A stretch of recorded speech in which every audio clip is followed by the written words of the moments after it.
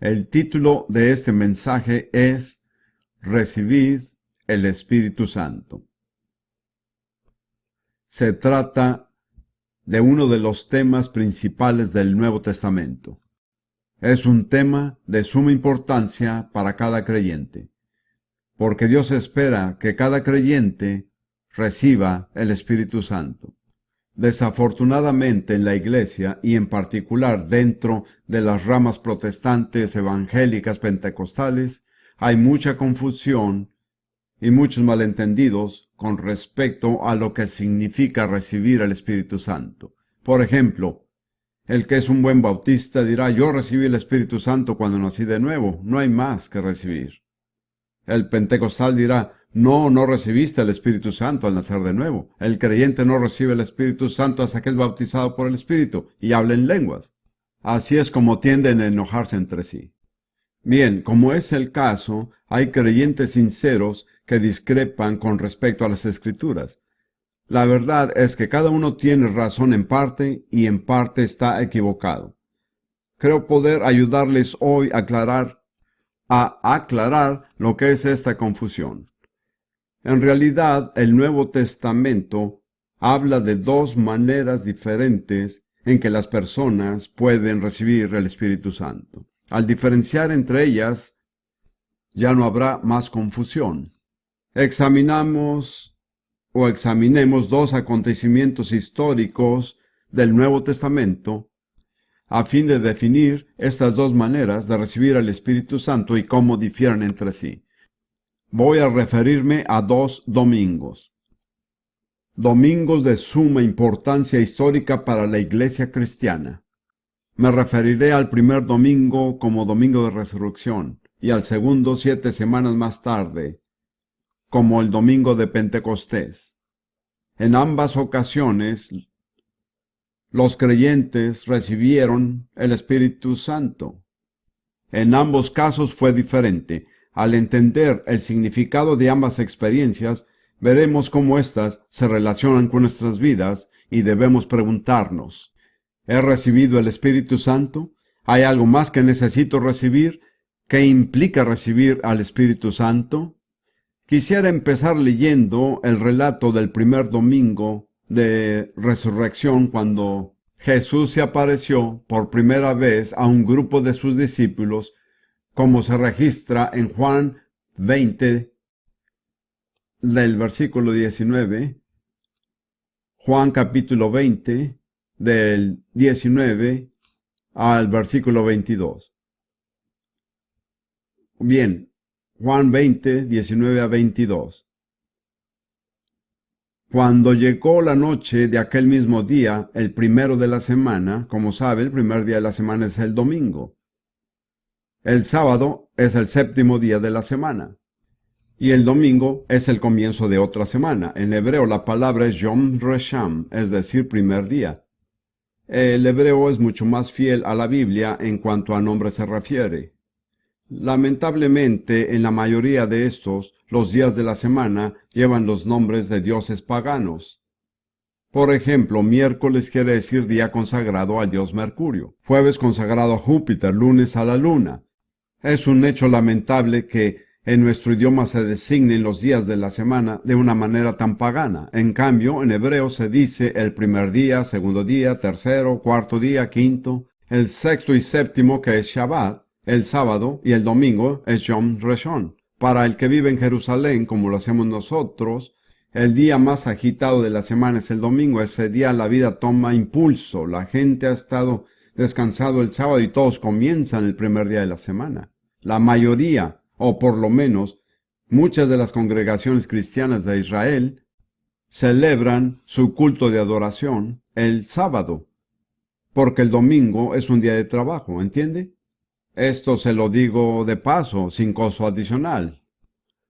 Regresemos al versículo 19. El primero de la semana, estando las puertas cerradas en el lugar donde los discípulos estaban reunidos, por miedo de los judíos, les dijo: paz a vosotros. Y cuando les hubo dicho esto, les mostró las manos y el costado. ¿Por qué hizo esto? Para convencerlos de que estaban viendo el mismo cuerpo que había sido horadado en la cruz.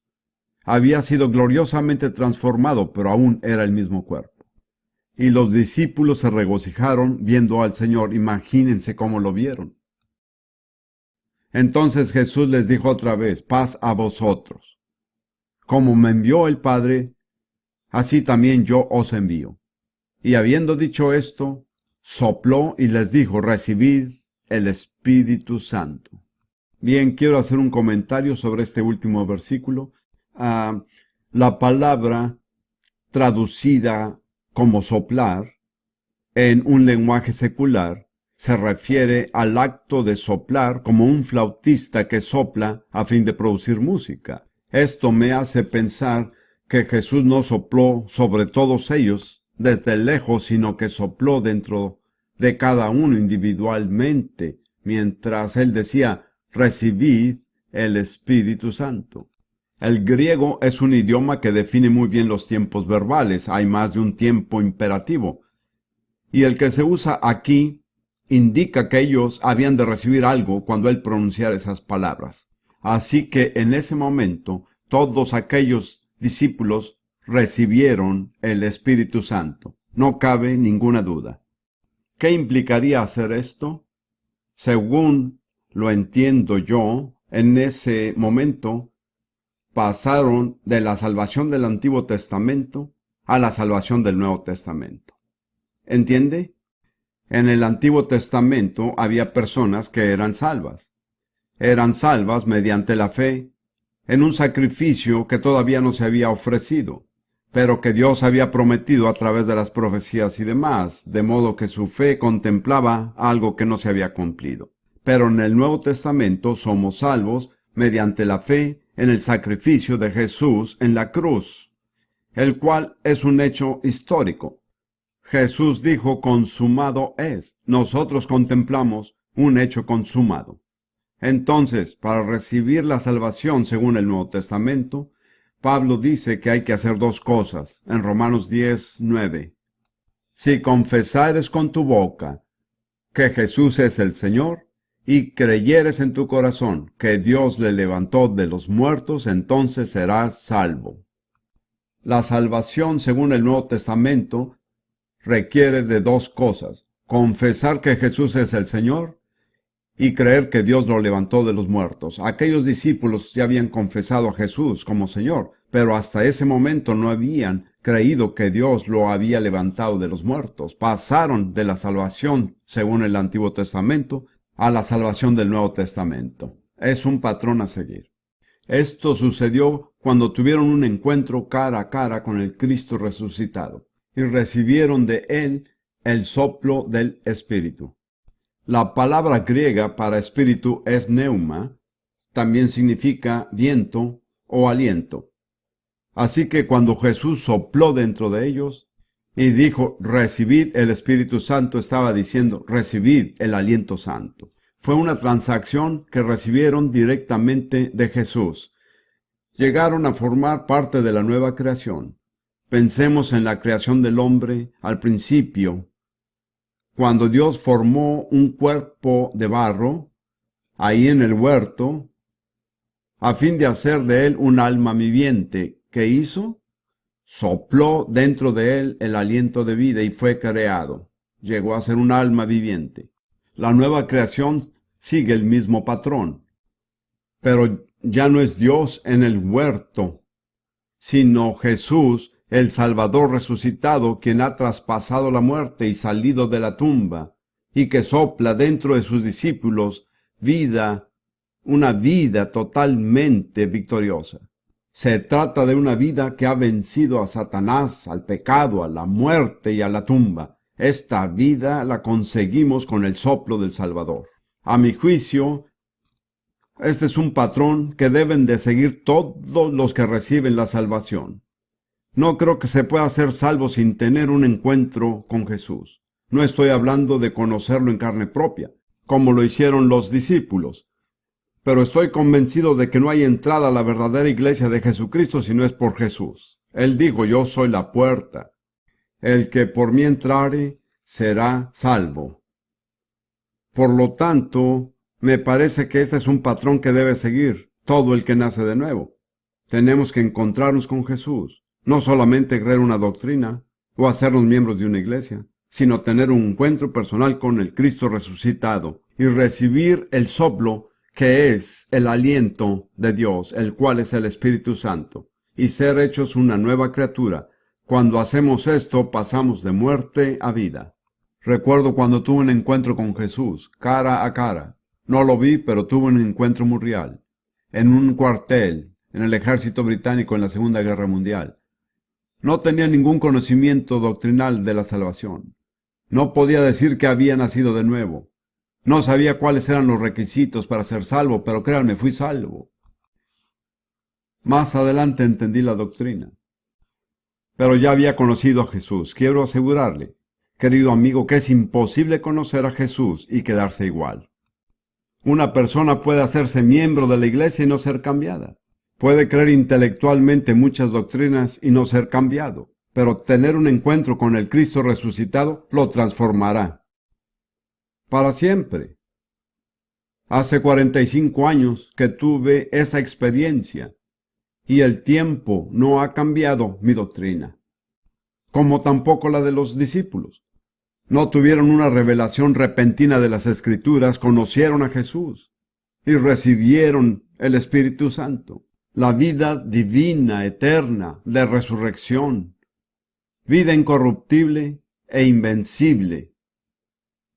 Más adelante Juan dice al respecto, todo el que es hijo de Dios vence al mundo. No puede ser derrotado con esa vida dentro de sí. Es invencible. Ha triunfado sobre todo mal y es soberana. ¡Qué grandioso!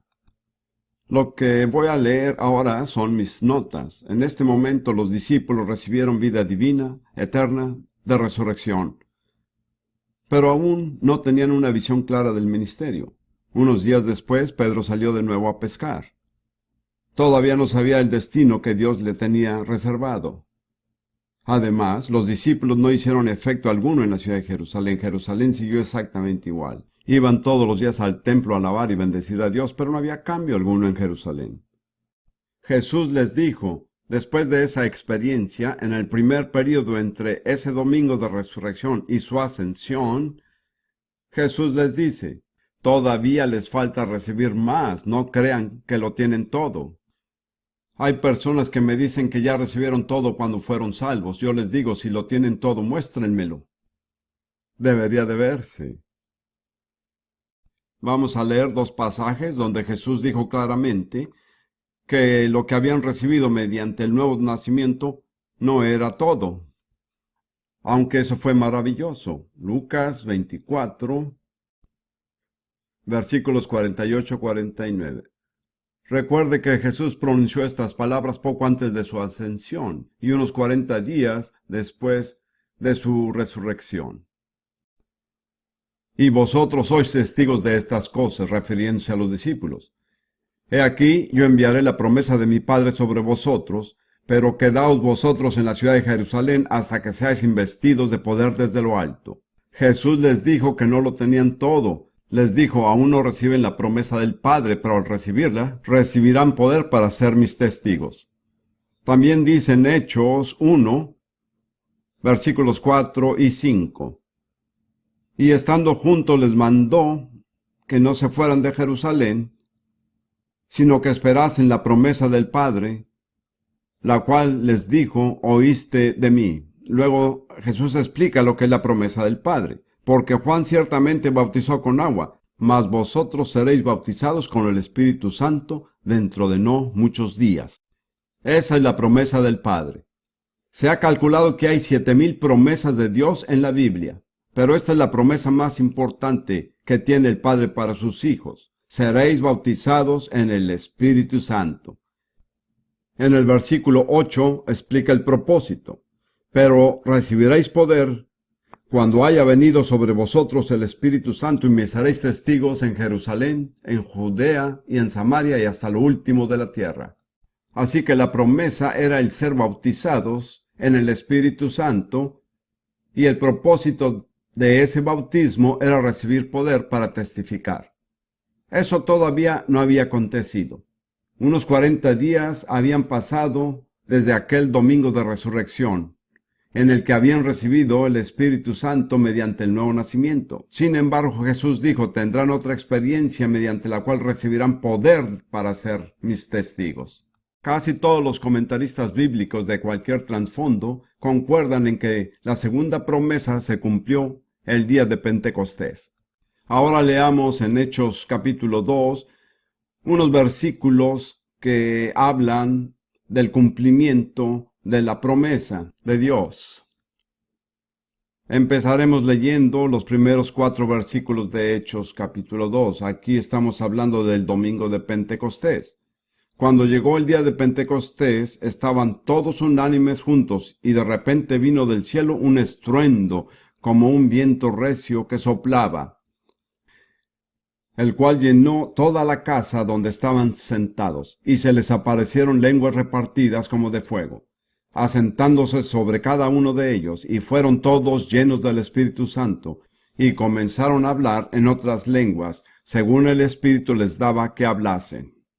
Este es el cumplimiento de la promesa. Quiero señalar 3 etapas sucesivas de esta experiencia. En primer lugar, el Espíritu Santo descendió como un viento recio y llenó toda la casa donde estaban. Recuerde que la palabra bautizar quiere decir sumergir o hundir. Gramaticalmente, este es un hecho indudable. Por lo tanto, todo bautismo tiene que ser por inmersión. El bautismo en agua implica una inmersión en agua, y el bautismo en el Espíritu Santo es una inmersión en el Espíritu Santo. El bautismo en agua es una inmersión en la que el creyente baja al agua. Pero al ser bautizado en el Espíritu Santo, el Espíritu desciende sobre uno y lo cubre. El bautismo es como sumergirse en una piscina o como si pasara bajo las cataratas del Niágara. Las dos son inmersiones, pero en la segunda el agua cae desde arriba. La primera vez que contemplé las cataratas del Niágara me pregunté, ¿sería imposible estar debajo de esas cataratas sin ser sumergido? En este caso no sería una inmersión bajo el agua, sino una inmersión que cae desde arriba. De modo que cada uno de los discípulos en aquel aposento alto fue sumergido en el Espíritu Santo cuando descendió desde lo alto. Dice que llenó todo el lugar donde estaban. Fueron totalmente sumergidos en el Espíritu Santo. Esta fue la primera etapa. Luego dice que todos fueron llenos del Espíritu Santo. Cada uno de ellos recibió la plenitud del Espíritu Santo dentro de sí. La tercera etapa es lo que llamo el desbordamiento. Empezaron a hablar en nuevas lenguas según el Espíritu les daba que hablasen. En Mateo 12:34 Jesús dice, de la abundancia del corazón habla la boca. En otras palabras, cuando su corazón está tan lleno que rebosa, se expresará mediante las palabras que salen de su boca. Esto fue bíblico. Cuando estaban completamente llenos del Espíritu, hubo un desbordamiento. Empezaron a hablar según el Espíritu les daba que hablasen. Estas fueron las 3 etapas que ellos experimentaron. Fueron sumergidos por el Espíritu, llenos por el Espíritu, y se rebosaron por sus palabras. Teóricamente, no es necesario pasar por las 3 etapas. Los discípulos hubieran podido ser sumergidos pero no llenos, o bien sumergidos y llenos, sin que hubiese un desbordamiento. Pero mi pregunta es, ¿por qué conformarse con algo inferior? Cuando les predico a los católicos, les recuerdo que sus 2 personajes preferidos del Nuevo Testamento, María y Pedro, recibieron el Espíritu de esta manera. Si ellos lo recibieron así, ¿por qué habría usted de recibirlo de otra forma? Cuando se los digo de esta manera, he visto a cientos de católicos recibir al Espíritu Santo inmediatamente. Bien, permítanme leer mi comentario sobre esta segunda experiencia. Los discípulos recibieron poder sobrenatural y manifiesto. Quiero hacer hincapié de que el poder era manifiesto. Todos se enteraron de lo ocurrido. No fue solo una experiencia interior. Ocurrió algo sobrenatural y trascendente. Recibieron poder para testificar, lo cual no habían tenido antes. Habían nacido de nuevo, pero no testificaban con poder.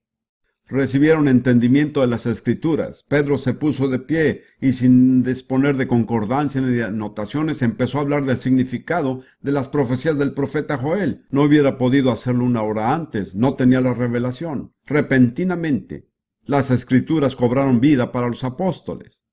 En tercer lugar, se abrieron las puertas para hacer la obra apostólica. Ya Pedro no habló de ir a pescar después de Pentecostés.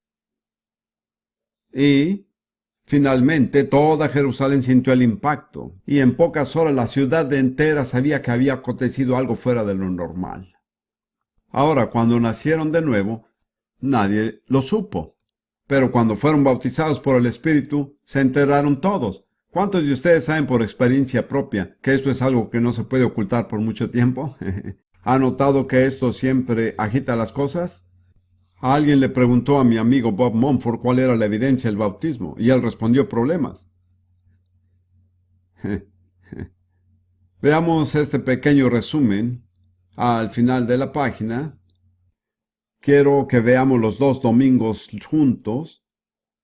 A la izquierda está el domingo de resurrección y a la derecha el domingo de Pentecostés.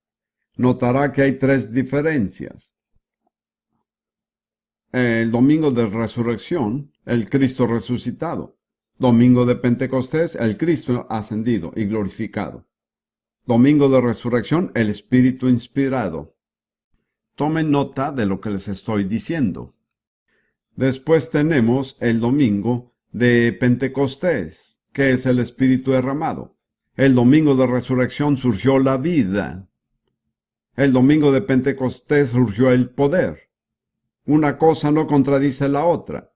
No es cuestión de escoger entre las dos. Dios quiere que todo su pueblo experimente ambas cosas.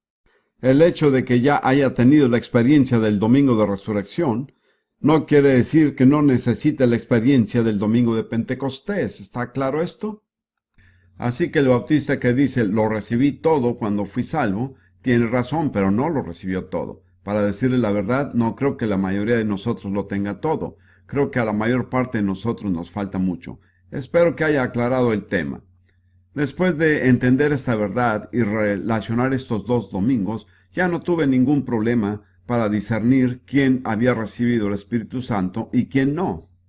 Cada hijo de Dios que ha nacido de nuevo ha recibido la vida del Espíritu Santo. Sin embargo, según el Nuevo Testamento, cada hijo de Dios nacido de nuevo necesita ser bautizado por el Espíritu Santo y recibir el poder sobrenatural para testificar. No hay ningún conflicto entre estas dos experiencias. Encajan perfectamente. Bien, sigamos adelante con este tema. Recibid el Espíritu Santo. Quiero señalar que aquí no se trata de una recomendación, sino de un mandato. Por lo general Jesús no hace recomendaciones, da órdenes. Aquí hay algo sumamente importante. Desde Hechos 2 en adelante, en el Nuevo Testamento, la frase recibir el Espíritu Santo siempre se refiere a lo ocurrido el domingo de Pentecostés. Así es que se usa esta frase en el Nuevo Testamento. No es que la otra experiencia no sea válida. Sin embargo, después de Hechos 2, cada vez que se habla de recibir el Espíritu Santo, se alude a la experiencia del domingo de Pentecostés. Veamos rápidamente tres ejemplos. En Hechos vemos lo que ocurrió en Samaria después que Felipe fue y les predicó a Cristo. Dice el versículo 12 de Hechos 8, pero cuando creyeron a Felipe se bautizaban hombres y mujeres. Jesús dijo, id por todo el mundo y predicar el evangelio a toda criatura. El que creyere y fuera bautizado será salvo. Así que tenemos que reconocer que aquellos samaritanos eran salvos. Creían y habían sido bautizados. Sin embargo, su experiencia no era completa y no recibieron nada de Felipe. Ahora leamos en el versículo 14. Cuando los apóstoles que estaban en Jerusalén oyeron que Samaria había recibido la palabra de Dios, enviaron a Pedro y a Juan, los cuales, habiendo venido, oraron por ellos para que recibiesen el Espíritu Santo. Eran salvos. Y los apóstoles oraron por ellos para recibir el Espíritu Santo. No la experiencia del domingo de resurrección, sino la experiencia del domingo de Pentecostés. porque aún el Espíritu Santo no había descendido sobre ninguno de ellos. Noten que cada vez que se habla del bautismo del Espíritu Santo, el Espíritu desciende desde lo alto. Aún no descendía sobre ellos, solo habían sido bautizados en el nombre del Señor Jesús. Eran creyentes, salvos y bautizados, pero el Espíritu Santo no había descendido sobre ellos. Entonces les imponían las manos y recibían el Espíritu Santo. Se nos dice 3 veces que estos creyentes, quienes eran salvos y bautizados, todavía necesitaban recibir el Espíritu Santo. No lo que aconteció el domingo de resurrección, sino lo ocurrido el domingo de Pentecostés. Luego, en Hechos 10, versículo 47, vemos lo que ocurrió en la casa de Cornelio. Recordará que Pedro fue y les testificó acerca de Jesús, y el Espíritu Santo cayó sobre ellos. Se interrumpió el sermón de Pedro, y todos aquellos gentiles empezaron a hablar en lenguas. Y este es el comentario que hizo Pedro. ¿Puede acaso alguno impedir el agua para que no sean bautizados estos que han recibido el Espíritu Santo también como nosotros? Se refería al hecho de que los habían oído hablar en otras lenguas, de modo que sabían que habían recibido el Espíritu Santo al estilo del domingo de Pentecostés. Luego, en Hechos 19, versículo 2, cuando Pablo fue a Éfeso por primera vez, halló allí a unos discípulos. Sintiendo que les faltaba algo, les hizo la siguiente pregunta. Les dijo, ¿recibiste el Espíritu Santo cuando creíste? Y ellos le dijeron, ni siquiera hemos oído si hay Espíritu Santo. Ahora bien, si todos recibieran automáticamente la plenitud del Espíritu Santo al creer, esa sería una pregunta tonta, ¿no es cierto? Por lo tanto, es evidente que Pablo no hablaba de nacer de nuevo, sino de la experiencia del domingo de Pentecostés. Ahora, quiero hacer algo muy práctico. Quiero decirle cómo recibir. Sin duda, muchos lo han recibido, pero me parece poco probable que en una reunión tan concurrida lo hayan recibido todos. No digo esto simplemente para los que no lo han recibido, aunque ustedes son mi primera prioridad, pero también para que tengan todos un patrón de cómo instruir a las personas acerca de recibir el Espíritu Santo. Quiero asegurarles que sí funciona. Es algo que he comprobado. No estoy simplemente ofreciendo teorías. Ruth y yo estábamos con un equipo en Zambia hace unos 2 años y había como 7,000 personas reunidas en una parte muy remota del país. Me esmeré en darles una enseñanza sistemática acerca de la obra de la cruz, liberación de maldiciones, liberaciones de demonios, lo cual es imprescindible en África. Y luego, al 4º día, les di una enseñanza acerca del Espíritu Santo. Les enseñé casi lo mismo que les he enseñado a ustedes. Entonces dije, ahora quiero enseñarles a recibir. Cuando ya estaban preparados para recibir, dije, de ahora en adelante no quiero que hablen ni una palabra más en su propio idioma. Hablen en un nuevo idioma. Hubo una pausa de 1 minuto y luego un hombre empezó a hablar en una nueva lengua. Y en los 30 segundos siguientes, por lo menos 4,000 personas recibieron el bautismo en el Espíritu Santo simultáneamente. He visto ocurrir lo mismo en muchos lugares en escala más pequeña. Estuve en una iglesia católica en Austria hace un tiempo y el padre me invitó a dar una enseñanza acerca del Espíritu Santo y el hablar en lenguas. En la iglesia católica, cuando uno tiene al sacerdote de su parte, no puede perder. Uno se siente como si fuera el profeta Elías. Así que les di esta misma enseñanza. Había como 900 personas en esa iglesia cuando dije, ¿cuántos de ustedes quieren recibir? Como 500 personas pasaron y les di indicaciones sencillas. E inmediatamente empezaron a hablar en lenguas y luego a cantar en lenguas. En ese hermoso edificio de piedra y mármol se oyeron sonidos que nunca antes se habían escuchado como ese día. ¡Qué hermoso! 500 personas recién bautizadas en el Espíritu Santo, adorando a Dios y cantando en lenguas. Una vez que los católicos pierden el freno, no pueden detenerlos. No se sabe dónde van a acabar. ¿Es correcto esto? ¿Es bíblica esta doctrina? Con tal de que la autoridad dentro de la Iglesia Católica la apoye, será aceptada inmediatamente. Esto tiene cierto valor, aunque también acarrea problemas. Ahora, quiero decir una cosa más que es muy importante. El sello particular del bautismo en el Espíritu Santo es el hablar en lenguas. Algunas personas lo llaman la evidencia. En realidad, yo prefiero llamarlo la culminación del bautismo. No es la inmersión, ni la llenura, sino el ¿qué? El desbordamiento. Usted puede detenerse antes del desbordamiento, como muchos lo han hecho. Pero ¿por qué detenerse allí? Pablo habla de recibir el sello del Espíritu Santo tanto en Efesios como en Corintios. Un sello es algo que se le pone a un artículo, ya sea un paquete u objeto, lo que sea, que lo señala y no es invisible. Es algo que lo hace diferente de todos los demás. Así es el sello del Espíritu Santo. Es algo que diferencia a las personas que lo tienen. Usted es una persona marcada cuando recibe el Espíritu Santo, marcada por los hombres y le advierto que marcada también por Satanás. Ahora, el sello que veo en el Nuevo Testamento, esta es mi propia opinión, es el hablar en nuevas lenguas. Permítanme presentarles 4 verdades. Número 1. Fue el sello que recibieron los apóstoles. Lo esperaron unos 10 días, pero una vez que hablaron en lenguas, nunca más tuvieron que esperar. De ahí en adelante, nadie más tuvo que esperar para recibir el bautismo. La idea de que hay que aguardar semanas, meses y hasta años no es bíblica. Después de Pentecostés ya no hubo que esperar. Conocí un hombre en una iglesia pentecostal quien me dijo, he estado esperando el bautismo por 25 años. Le dije, sé cuál es su problema. Quiere que Dios lo haga todo. Él dijo, así es, quiero que Dios lo haga todo. Le dije, nunca lo conseguirá, Dios hará su parte, usted haga la suya. No me sorprendería que se haya muerto sin hablar en lenguas. Después de Pentecostés no es bíblico esperar para recibir. Bien, este fue el sello que recibieron los apóstoles y que reconocieron en los demás.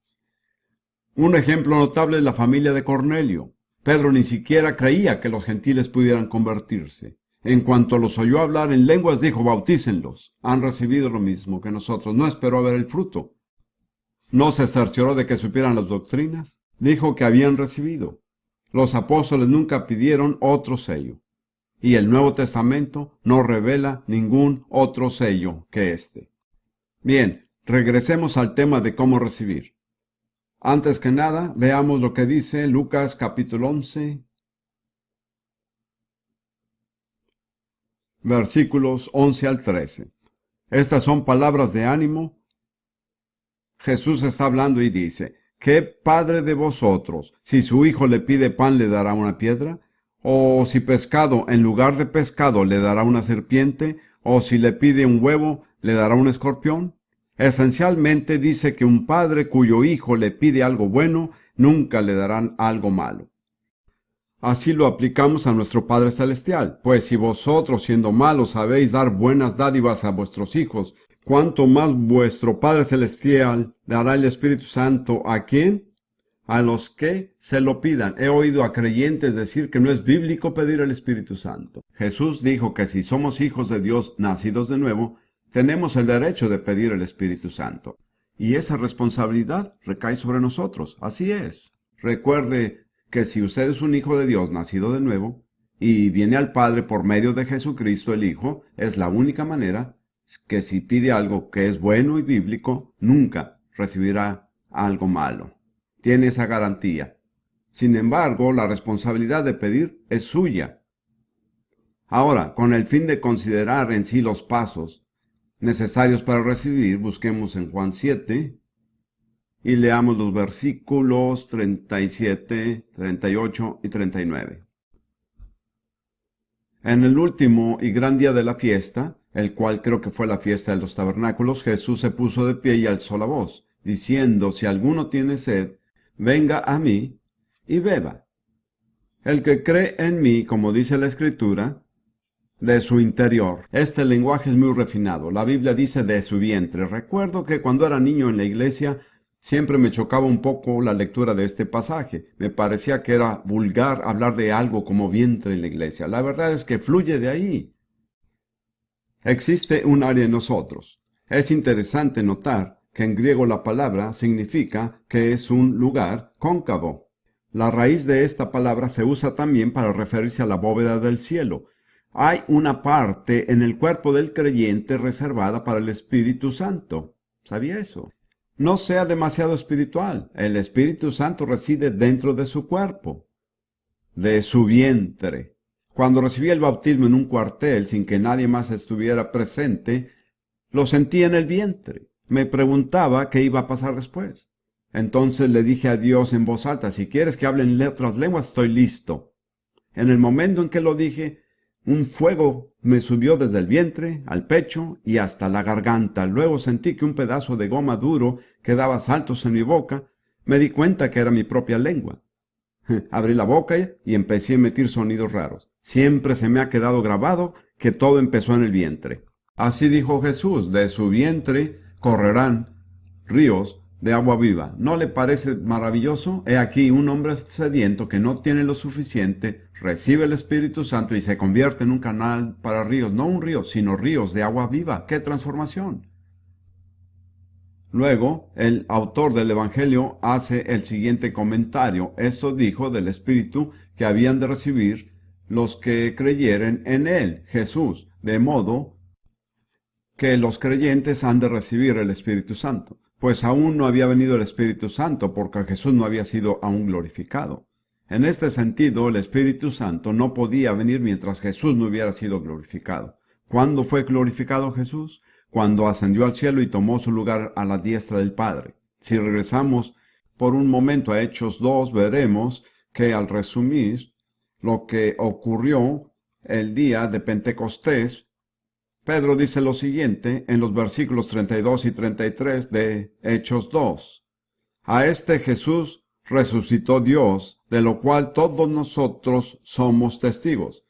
Así que, exaltado por la diestra de Dios, es decir, glorificado, y habiendo recibido del Padre la promesa del Espíritu Santo, ha derramado esto que vosotros veis y oís, de modo que Cristo glorificado recibió el don del Espíritu Santo del Padre y lo derramó sobre los discípulos. Y note que el resultado fue algo que se podía ver y oír. No fue simplemente una experiencia interna, invisible, sino una que afectó su cuerpo y sus sentidos también.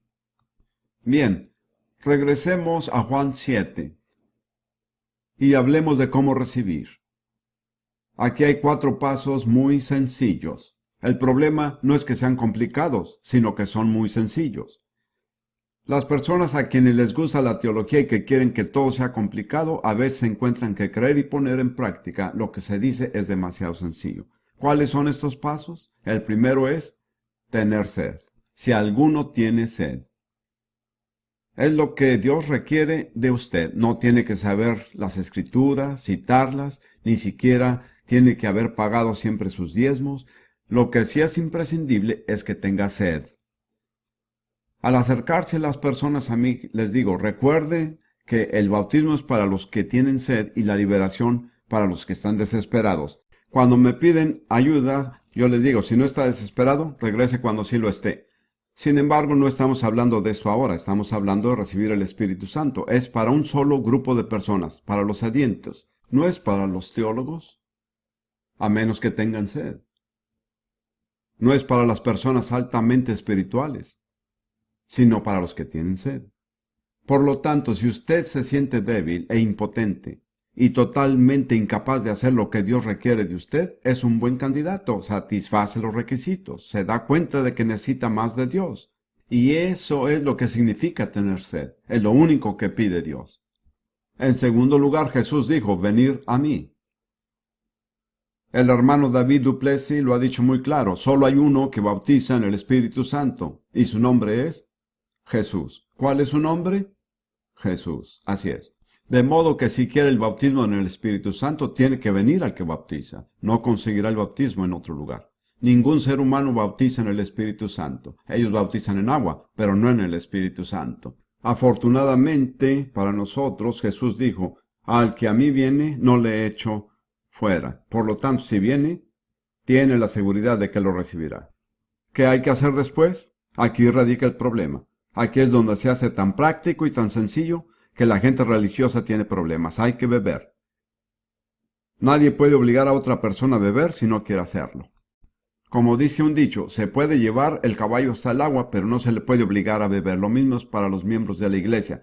Nadie puede hacer que una persona beba. Es algo que ella misma tiene que decidir. Se trata de algo muy sencillo. Siempre le digo a la gente que nadie jamás ha recibido el bautismo en el Espíritu Santo con la boca cerrada. Nunca sucederá de esa manera. Hay que abrirse físicamente y empezar a absorber el Espíritu que viene de Dios. No se está bebiendo agua natural, sino el Espíritu de Dios, el agua espiritual e invisible que Jesús derrama sobre usted. ¿Por qué la derrama? Porque usted se la pide. Así de sencillo. Él dijo, si tú vienes a mí, yo lo haré. Ahora bien, la manera fácil de beber es simplemente inhalando el Espíritu. He visto a cientos de personas hacerlo al mismo tiempo y ninguna de estas personas dejó de recibir. Los que tenían dudas y hacían no recibieron nada. El problema es que las personas se cohíben y dicen, a mí nunca me enseñaron a hacer esto en la iglesia. Quizás no. Hay una etapa más. Ya ha bebido. Ahora tiene que permitir que el Espíritu se desborde. De su interior correrán ríos de agua viva.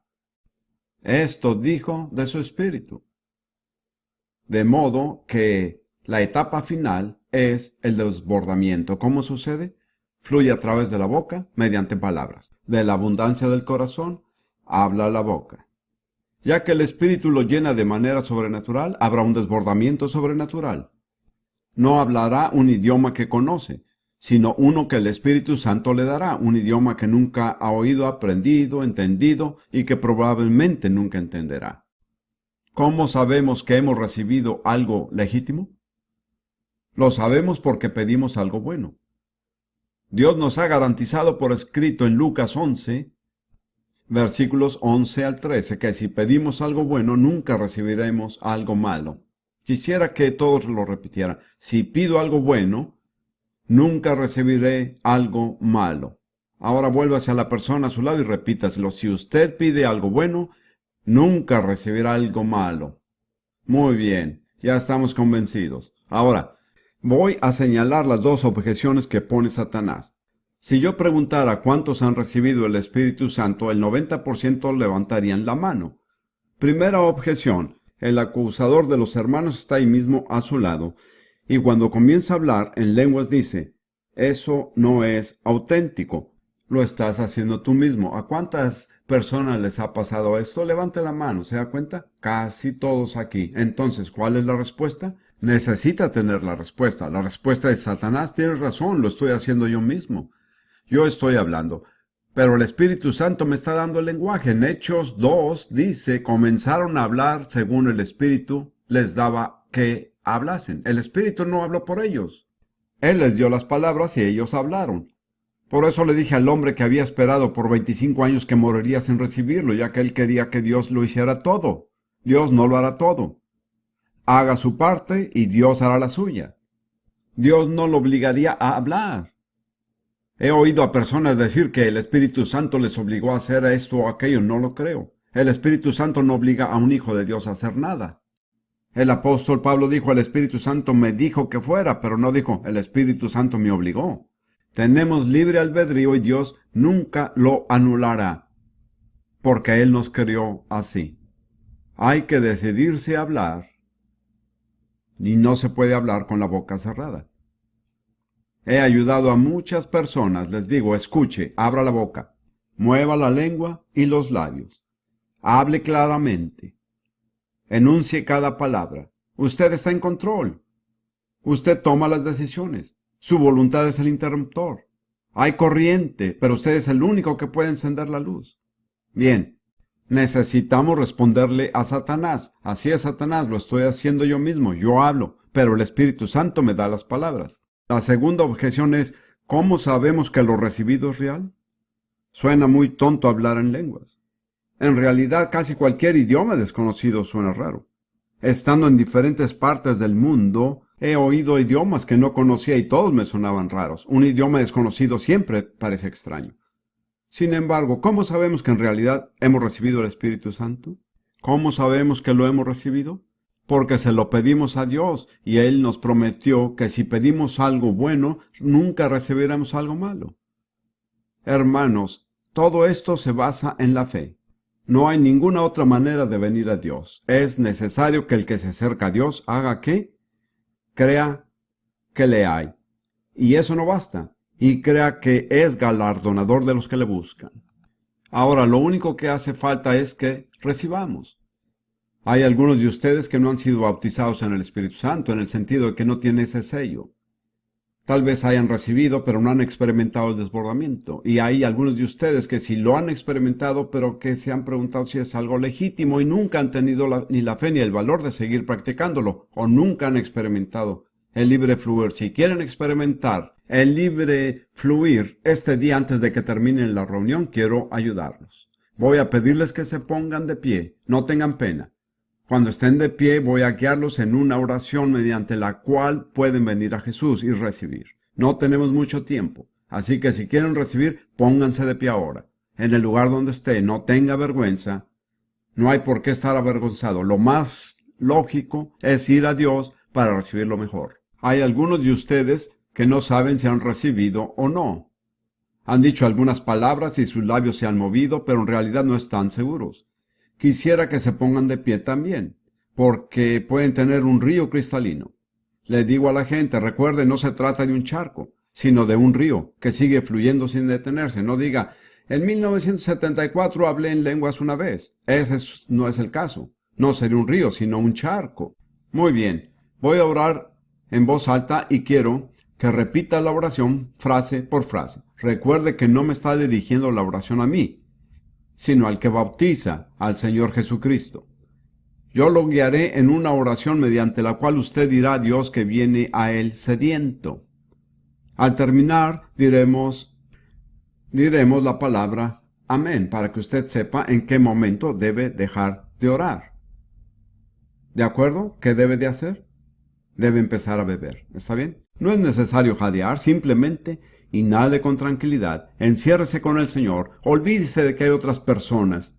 Entonces vendrá ese momento de fe en que empezará a usar un nuevo lenguaje. Algunos de ustedes ya están listos. Tienen que romper la barrera del sonido. No tienen que gritar, vociferar, pero sí tienen que hablar lo suficientemente alto como para oírse, de modo que cuando salgan de aquí tengan la seguridad de que han hablado en otras lenguas. ¿De acuerdo? Recuerde, cuando lleguemos al amén, ya no hable inglés, ya no hable filipino, ni tampoco español, ya no hable chino, japonés o cualquier otro idioma conocido. Bien, repita conmigo. Señor Jesucristo, creo que eres el Hijo de Dios y que moriste en la cruz por mis pecados y resucitaste de los muertos. Confío en tu perdón y en tu limpieza. Creo que me has recibido como Hijo de Dios. Y ya que tú me has recibido, me recibo a mí mismo como Hijo de Dios. Si en mi corazón hay cualquier resentimiento o falta de perdón, lo abandono ahora. Perdono a todas las demás personas, como deseo que Dios me perdone a mí. Si he estado involucrado alguna vez en el ocultismo, reconozco que es un pecado. Te pido perdón. Y en el nombre de Jesús, me desvinculo ahora mismo de todo contacto con Satanás y el poder del ocultismo.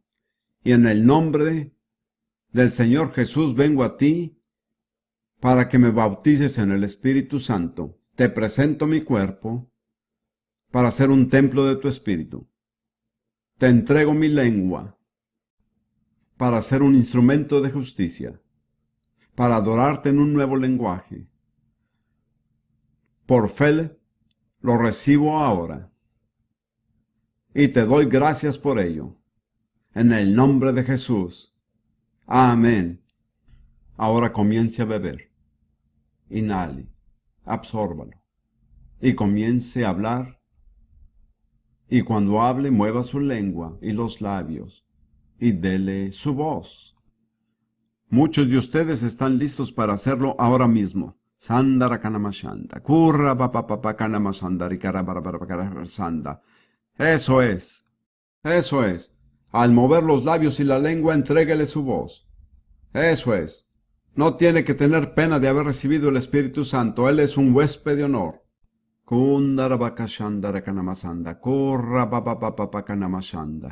Aleluya. Gracias, Señor. Pongámonos todos de pie y adoremos a Dios en lenguas. Todos juntos. Gracias, Señor Jesús.